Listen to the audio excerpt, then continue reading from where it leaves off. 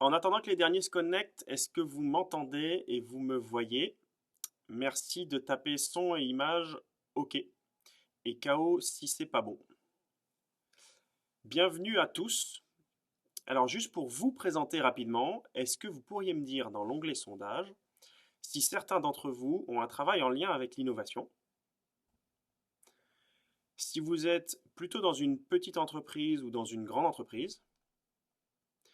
Et puis maintenant, votre rôle dans cette entreprise, est-ce que vous êtes plutôt directeur, manager, chef de projet ou expert? Merci. Je vous laisse encore quelques secondes pour remplir le petit sondage.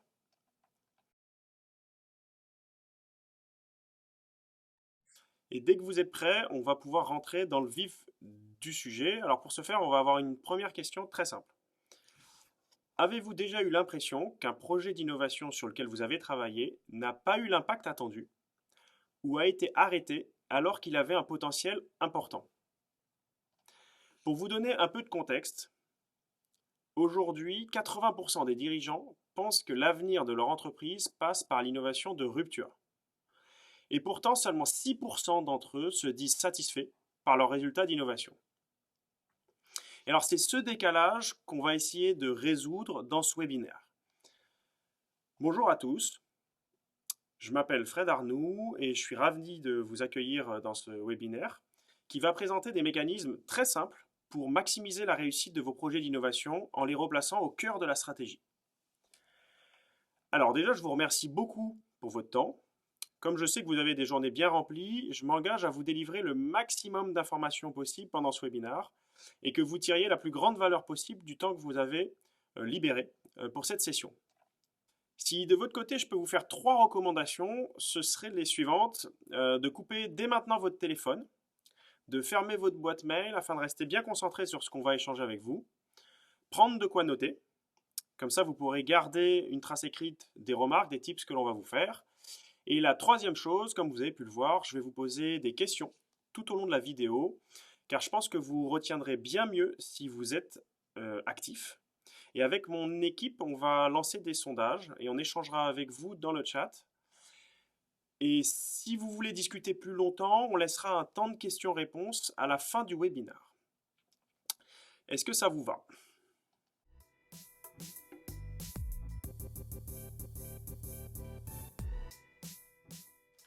Pour ceux que je ne connais pas encore, je vais me présenter rapidement. Donc depuis 11 ans, dont 4 avec Steam, j'accompagne des grandes entreprises sur des sujets d'innovation, et plus particulièrement d'innovation de rupture. Donc jusqu'à maintenant, avec mes équipes, on a accompagné près d'une centaine d'entreprises, dont la moitié du CAC 40, sur des sujets d'innovation. J'ai fait au préalable une thèse à l'École des mines de Paris, au Centre de gestion scientifique, sur la manière d'intégrer l'innovation de rupture dans des entreprises établies.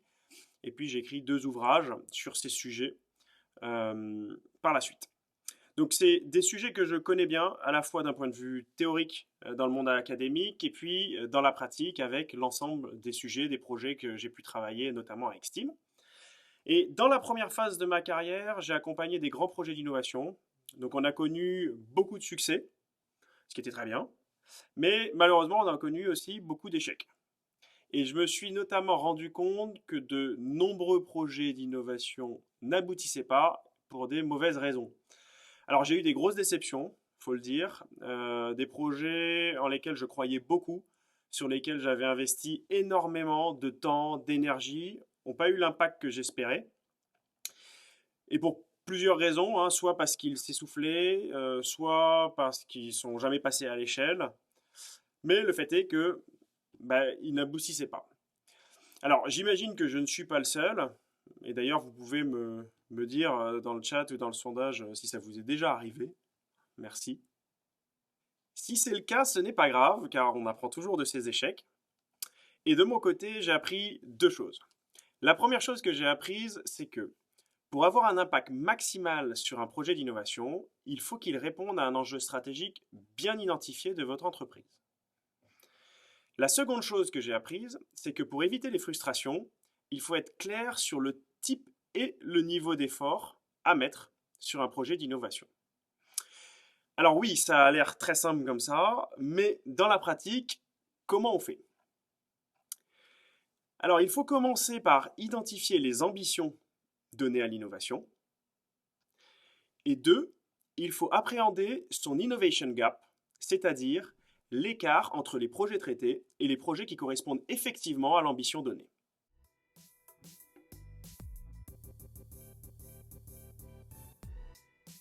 Alors, qu'est-ce qu'une ambition quand on parle d'innovation? Chez Steam, on a développé ce concept car on a constaté que bien souvent, innovateurs et dirigeants ne parlent pas le même langage. L'innovateur, il parle en concept et potentiel, et le dirigeant, il parle en enjeux et objectifs chiffrés. Et forcément, ça crée des énormes blocages. Et je peux vous dire que des murs, chez Steam, on en a pris. Des projets qui nous paraissaient géniaux, on en a fait plein.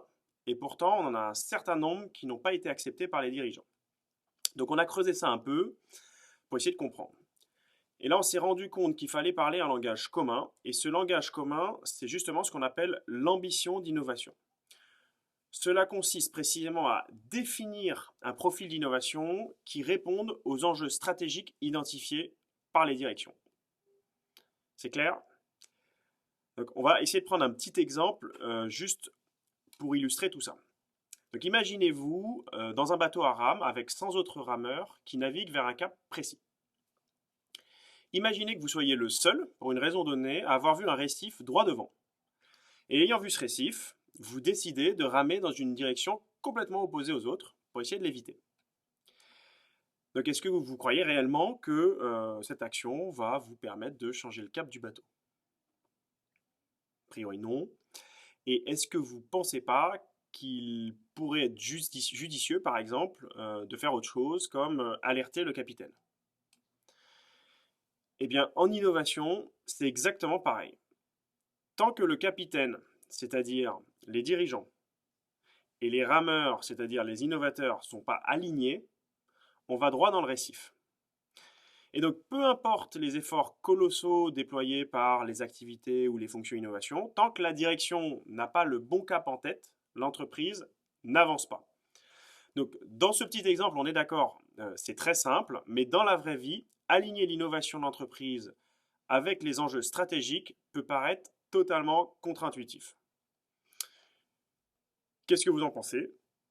Est-ce que cela vous paraît logique de votre côté? Je vous laisse répondre dans le petit sondage dans votre fenêtre. Donc chez Steam, on appelle un projet d'innovation qui n'est pas rattaché à un enjeu stratégique un projet orphelin. Et c'est justement ce qu'on veut éviter. Donc pour cela, il va falloir réussir à définir cette fameuse ambition d'innovation. Si vous voulez, c'est un peu comme un persona d'innovation. Et selon les enjeux stratégiques, cette ambition, elle va nous permettre de définir le type d'innovation que l'on doit aller chercher et l'effort associé. Donc, on a distingué 4 profils d'ambition type que l'on va vous afficher à l'écran. Le premier, c'est le dérisqueur. Le deuxième, c'est le différenciateur. Le troisième, c'est le performeur. Et le quatrième, le game changer. Alors pour les comprendre, je vais essayer de vous donner quelques éléments de description et quelques exemples. Donc le dérisqueur, c'est par exemple Total, qui va investir dans les énergies renouvelables alors qu'il sait que le pétrole restera sa vache à lait pour longtemps. Donc lui, il va se concentrer sur les innovations incontournables, tout en surveillant de près des disruptions potentielles qui pourraient le mettre en péril. Donc dans le cas Total, les énergies renouvelables. Le différenciateur, ça serait plus un Bouygues Télécom. Avec la sortie du BNU, on y reviendra après. Lui, il va lancer quelques innovations à forte visibilité pour améliorer son image de marque et que celle-ci bénéficie à l'ensemble de ses activités cœur. Le performeur, ce serait plus un Samsung. Il va essayer d'être le meilleur sur des technologies données. Donc par exemple, Samsung sur la télé, il va être le meilleur, le premier à sortir la 8K. C'est la technologie, la performance qui le drive, et donc du coup, lui, il va essayer d'implémenter des technologies de pointe qui améliorent drastiquement la performance de ses activités cœur. Et alors, le dernier, le game changer, c'est celui qui alimente tous les fantasmes dans le monde de l'innovation. C'est le profil le plus audacieux. Ce serait un Dyson ou un Apple.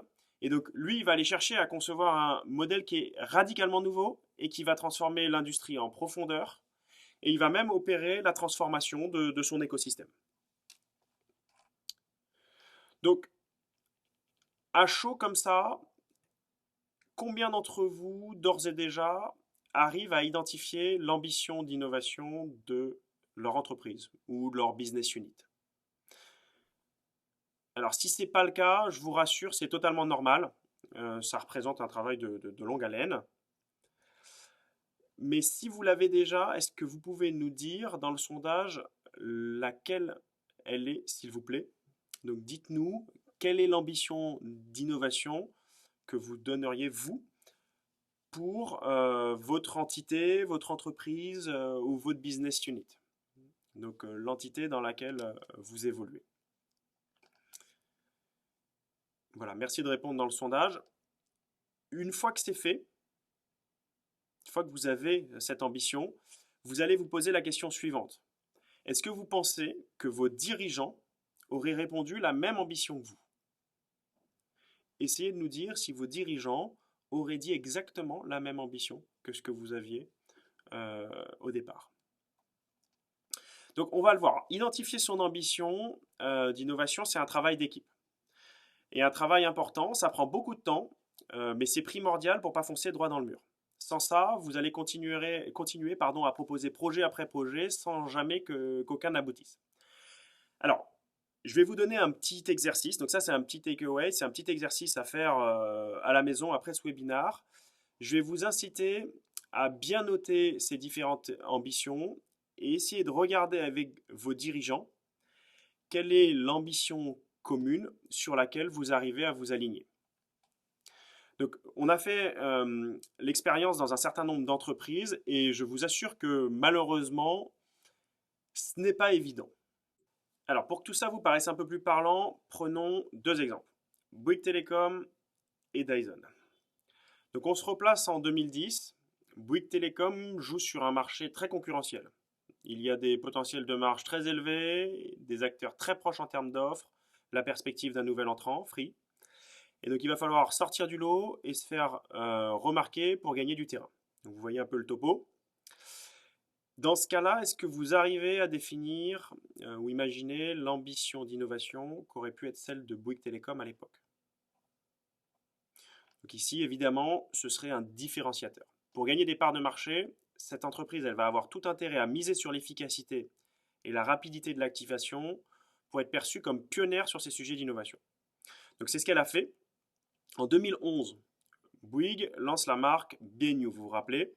Et pour l'anecdote, BNU a été pensé, conçu, développé et donc posé sur étagère avant la sortie de Free. Free était sorti avant, mais BNU avait été pensé avant.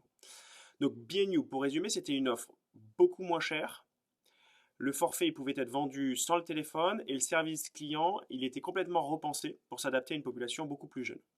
Donc en 2014, Bouygues Telecom a fusionné les clients BNU et les clients Bouygues. Ils ont du coup, grâce à ça, réussi à gagner une cible beaucoup plus jeune, mais surtout à récupérer toutes les innovations opérationnelles faites sur l'activité cœur. Donc finalement, pour Bouygues, en tant que différenciateur, cette innovation, c'est une offre nouvelle qui repose sur son expertise classique, mais avec une activation très rapide, 18 mois. Pour que cela vous paraisse un peu plus clair, on va s'aider du petit schéma ci-contre. Donc sur ce schéma, sur l'axe des ordonnées, vous avez la transformation d'une offre en termes de valeur. Et sur l'axe des abscisses, on va avoir la transformation en termes d'expertise. Donc en gros, pour faire simple, plus vous êtes en haut et à droite, plus la rupture va être grande sur un objet ou une offre donnée. Donc dans le cas de nos amis de chez BNU, on serait en haut à gauche. Donc on aurait changement de valeur important, mais une transformation en termes d'expertise plutôt légère. Alors maintenant, regardons l'exemple de Dyson. Donc Dyson, vous connaissez, c'est une entreprise d'électroménager anglaise. Ils ont été connus avec la conception, l'invention de l'aspirateur sans sac. Et c'était un produit nouveau qui a profondément changé le marché de l'aspirateur, notamment parce qu'ils ont changé son modèle de vente. On n'avait plus de revenus commerciaux après la vente de l'aspirateur lui-même avec les sacs. Et alors, comme vous le savez, pour Dyson, ça n'a été que le début de l'aventure. Par la suite, ils ont conçu l'aspirateur autonome, le lave-linge, le premier lave-linge au monde doté de deux tambours contrarotatifs, et puis le premier sèche-main qui sèche vraiment les mains. Alors, si on regarde la définition du début, pas besoin de vous poser la question, il semble évident que Dyson est dans la catégorie des game changers. Donc leur ambition serait une ambition de game changer. Ce qui va être intéressant maintenant, c'est de regarder du coup comment se caractérise cette ambition. Donc en termes d'expertise, tout d'abord, ce ne sont pas des expertises classiques pour le monde de l'aspirateur. On va se positionner toujours relativement à l'objet d'avant. Donc la technologie de l'aspirateur sans sac, par exemple, elle provient en réalité de systèmes d'aspiration qui venaient de scieries industrielles anglaises. Donc technologie très différente de ce monde-là. Si on regarde maintenant la proposition de valeur, c'est pareil. Dyson, il s'efforce en fait de proposer des appareils électroménagers à la fois plus performants, mais surtout qui vont transformer les usages qu'on va en faire. Donc on n'achète plus de sacs, on va tenir l'aspirateur différemment, puis un jour on va passer à l'aspirateur qui passe l'aspirateur tout seul. Et cette proposition de valeur, ce qui va être intéressant chez Dyson, c'est qu'elle va s'accompagner aussi d'un positionnement de prix décalé. Donc quand James Dyson propose le premier aspirateur sans sac, à l'époque, il vaut le double d'un aspirateur classique. Et donc cela va donner un focus d'innovation très particulier à l'entreprise Dyson, et qui va être d'ailleurs un profil très différent du profil qu'on a vu tout à l'heure avec Bouygues Telecom. Donc si on reprend notre petite matrice, le graphe de tout à l'heure, on va se positionner plutôt en haut, à droite, dans le graphique, c'est-à-dire qu'on va avoir une transformation de l'objet qui va être très important, avec une expertise associée qui va être très différente de l'industrie de départ. Et donc c'est ce qui va faire que cette ambition de game changer va amener à des conséquences très différentes qu'une ambition de différenciateur. Alors maintenant que vous avez vu l'exemple de Bouygues Telecom et celui de Dyson, je vous invite à faire la même chose pour votre entreprise. Donc ça va être le deuxième exercice que vous allez devoir faire chez vous. Donc comme nous l'avons fait, vous allez commencer par identifier des enjeux stratégiques pour votre entreprise. Et dans un deuxième temps, vous allez essayer de caractériser l'ambition d'innovation en conséquence. Donc vous pourrez faire cet exercice évidemment à la fin du webinaire. Si vous avez des difficultés ou que vous avez du mal à faire un lien entre ce qu'on vous a présenté ou les exemples qu'on vous a donnés et vos cas concrets, vous pourrez nous contacter et on pourra essayer de vous aider, ou alors vous poserez vos questions à la fin du webinaire. Bien, maintenant, la question que vous pouvez vous poser, c'est une fois qu'on a l'ambition, donc cette espèce de profil MBTI de l'innovation, qu'est-ce qu'on fait? Et donc c'est là qu'on va venir sur le deuxième point de ce webinaire, qui est mesurer notre innovation gap.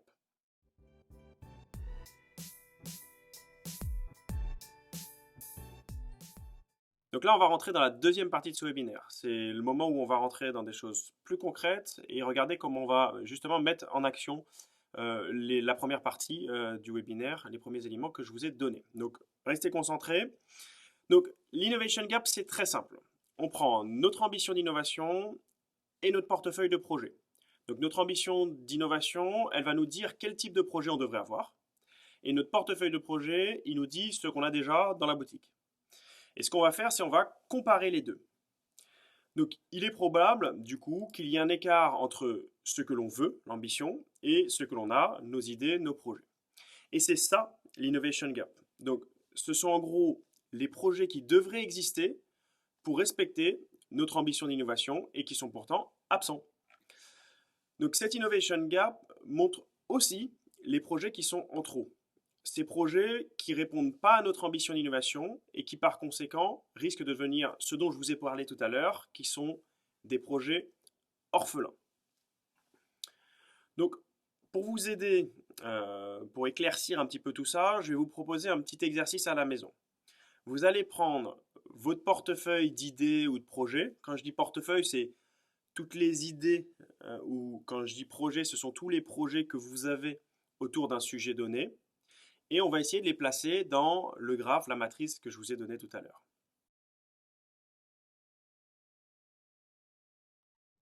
Une fois que c'est fait, on va essayer d'évaluer votre niveau de satisfaction par rapport à ce portefeuille, c'est-à-dire à quel point ce portefeuille répond à votre ambition d'innovation. Un, voulant dire qu'il ne répond pas du tout à ce niveau d'ambition, et donc du coup qu'il va falloir lancer des travaux pour proposer, générer de nouveaux concepts.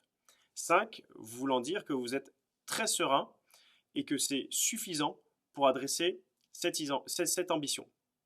Donc en faisant cet exercice, il est très probable que vous fassiez du tri dans vos projets et vos idées, ce qui est très intéressant pour vous, mais aussi, sans doute, va-t-il vous manquer des projets. Mais vous inquiétez pas, on ne va pas vous laisser ici. Une fois que cet exercice il est fait, l'Innovation Gap, il va permettre de définir très précisément les chantiers à lancer. Donc, on ne va pas en rester là, on ne va pas s'arrêter justement à cette note. Ce qu'on va devoir faire, c'est qualifier quelle est cette Innovation Gap pour être beaucoup plus clair sur les chantiers à lancer. Donc, pour cela, on va vous proposer 3 questions. Donc, vous allez vous poser 3 questions qui vont vous permettre de clarifier cette Innovation Gap. La première, c'est est-ce qu'on a les bons éléments dans le portefeuille d'innovation? Est-ce qu'on a les bons éléments dans le portefeuille d'innovation? C'est par exemple, si je veux être un game changer et donc du coup proposer un aspirateur qui est très différent, est-ce que j'ai des aspirateurs qui sont positionnés, des idées d'aspirateurs qui sont positionnés en haut à droite dans ma matrice? La deuxième question que vous allez vous poser, c'est est-ce qu'on a les bons éléments pour décider sereinement d'investir sur ces innovations? Est-ce que je suis capable de décider si une idée est meilleure qu'une autre dans mon portefeuille de projet, donc dans le graphe en question? Ça, c'est la deuxième question. La troisième question que vous allez vous poser, c'est est-ce que l'entreprise va être prête à déployer, commercialiser des idées, des concepts d'innovation que j'ai et le faire à grande échelle? Donc, en faisant cela, vous allez pouvoir prioriser, doser votre effort sur les travaux d'innovation prioritaires. Et à ce stade, ça peut paraître pas forcément très clair, mais je vais essayer de vous faire comprendre à quel point c'est important et je vais vous donner un exemple très concret. Donc, on prend une entreprise qui a besoin de faire de l'innovation en rupture, peu importe pourquoi, dans le monde de l'aspirateur, mais qui n'a pas défini son profil d'ambition. Et donc, si on regarde son portefeuille projet qu'on vous affiche à l'écran, elle a des projets qui vont se situer plutôt en bas à gauche. Donc, son premier chantier, et elle a bien raison, ça va être de générer et proposer des concepts nouveaux. On va vouloir plutôt aller se décaler en haut à gauche dans le graphe pour avoir des idées qui sont plus en rupture. Le problème, c'est que si son ambition n'est pas claire, il risque de se passer deux choses. Et deux choses qui peuvent être très très coûteuses. D'abord, elle risque de ne pas savoir où positionner ses innovations. Est-ce que je dois être plutôt en haut, mais peut-être plutôt sur la gauche, ou plutôt en haut, mais sur la droite? Est-ce que je dois être plutôt très à droite, mais pas trop? Donc, quel niveau de rupture, en fait, je vais vouloir adresser? Ça, c'est le premier élément, c'est elle risque de générer des concepts et des idées qui ne sont pas dans les bonnes zones du graphe. La deuxième chose, deuxième risque qu'elle peut avoir, c'est de ne pas mettre le bon effort. Et celui-là, c'est le pire. Vous comprenez que pour ce dernier point, si l'entreprise veut faire de l'innovation avec un profil plutôt dérisqueur, alors une simple étude de veille peut suffire. Par contre, si elle veut être par exemple un game changer, il va falloir qu'elle se prépare à changer son marché et donc investir des millions d'euros. Et c'est là que vous comprenez à quel point il est primordial d'être au départ très au clair sur cette ambition d'innovation. Pour l'anecdote, récemment, un PDG dans une entreprise du monde de l'énergie m'a rapporté que le simple fait d'avoir fait cet exercice avec nous, d'avoir clarifié son Innovation Gap, avec nous et son COMEX, lui a permis d'économiser précisément 40 millions d'euros par an sur les 5 prochaines années à venir.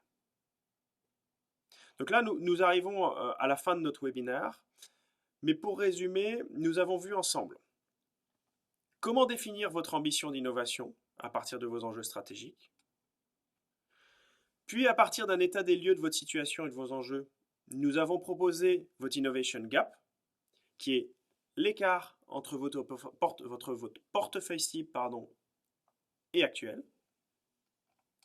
Et donc on peut dire que la combinaison de ces 3 éléments, c'est le what, c'est-à-dire votre raison d'être, qui donne un cap à votre innovation. Puis on peut se poser la question, du coup, et après? Et comme je vous le disais, notre Innovation Gap, il va nous permettre de prioriser les travaux d'innovation à lancer. Donc en gros, on va être clair sur quelles sont les grandes actions du point de vue de l'innovation qu'il va falloir que je lance et avec quel effort. Maintenant, on va rentrer dans une autre section qui est comment suivre le cap donné et mener à bien nos projets d'innovation, qu'on va être le how. Mais ce how, on ne le détaillera pas ici, parce qu'on arrive à la fin du webinaire, mais il fera l'objet d'un prochain webinaire. Je suis d'ailleurs curieux de savoir si vous serez intéressé par ce webinaire. Je lance le petit sondage dans la fenêtre. Merci de cocher la bonne case si vous êtes intéressé par ce webinaire qui expliquera comment analyser les capacités de l'entreprise pour mener à bien ses travaux d'innovation. Donc en gros, ce sera très simple. De la même manière que nous avons mesuré notre Innovation Gap, nous allons mesurer le Capacity Gap, c'est-à-dire l'écart entre les capacités actuelles de l'entreprise et les capacités qui seraient nécessaires pour lancer vos chantiers d'innovation. Et une fois que vous aurez fait ce travail, il sera beaucoup plus aisé de comprendre les transformations à mettre en place pour lever les freins potentiels à l'innovation. Et ce sera du coup précisément ce processus qui nous permettra d'aboutir à la production d'une roadmap innovation, qui sera la clé pour le succès de votre entreprise dans l'innovation.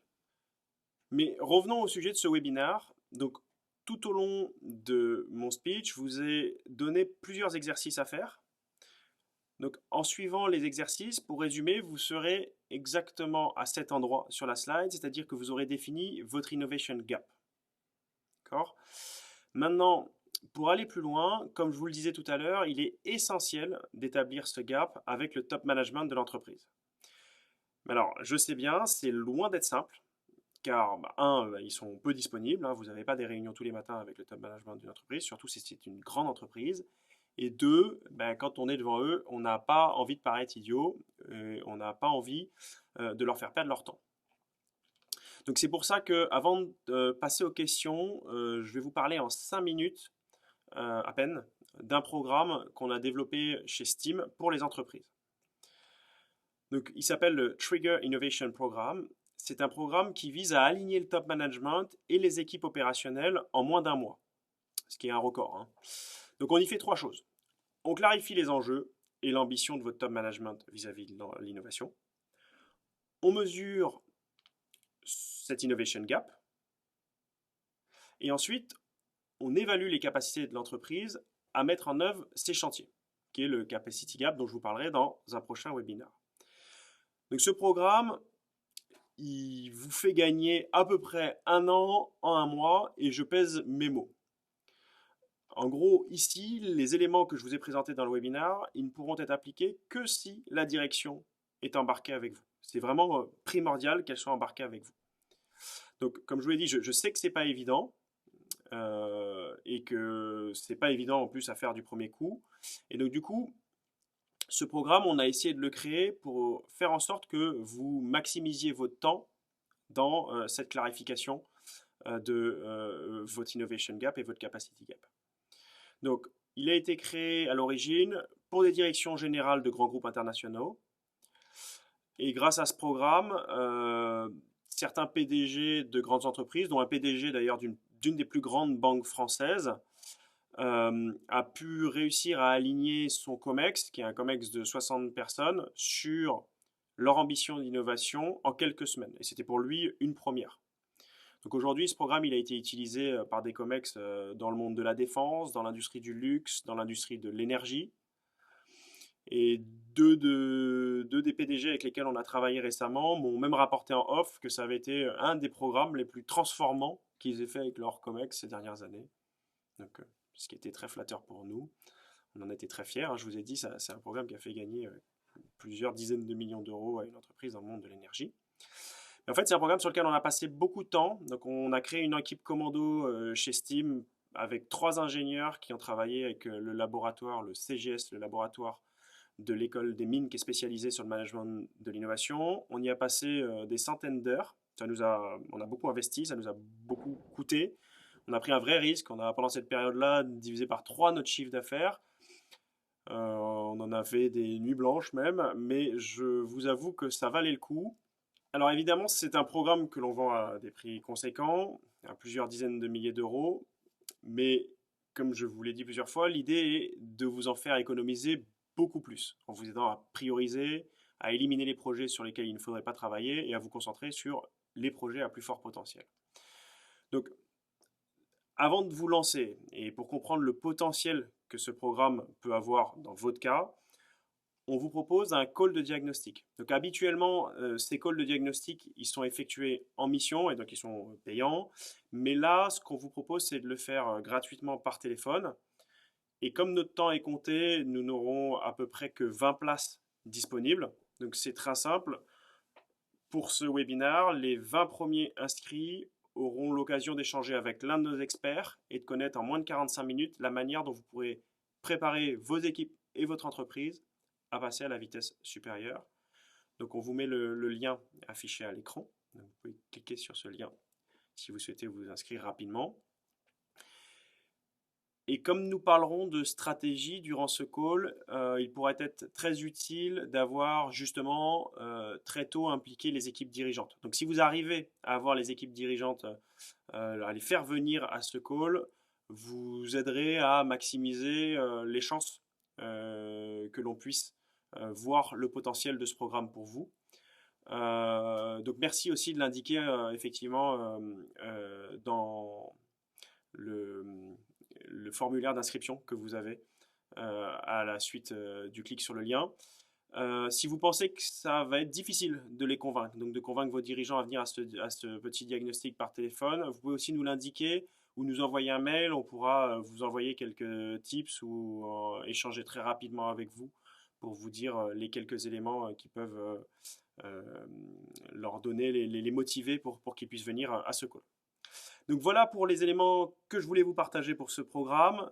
Surtout, venez vous inscrire, n'hésitez pas. Ce sera des discussions qui seront de toute façon très riches et très intéressantes de comprendre, d'analyser ce que vous faites aujourd'hui. Pour ce webinaire, j'en ai fini ici. Je vous remercie beaucoup de votre temps. Je vous remercie du temps que vous m'avez accordé. J'espère que ce temps va vous être utile.